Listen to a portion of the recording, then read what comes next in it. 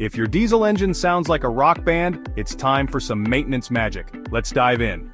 First up, engine oil and filter. Check the oil using the dipstick and keep it fresh with regular changes. Follow your manufacturer's guidelines, typically every 10,000, 25,000 miles. Next, the air filter. This keeps debris out and air flowing in. Inspect it every 10,000 miles and replace as needed. Cooling system check. Ensure your coolant levels are spot on and replace it every 5 years. Overheating? Not on our watch. Fuel system time. Replace fuel filters every 15,000, 30,000 miles. And always use high-quality diesel and additives to keep your injectors clog-free.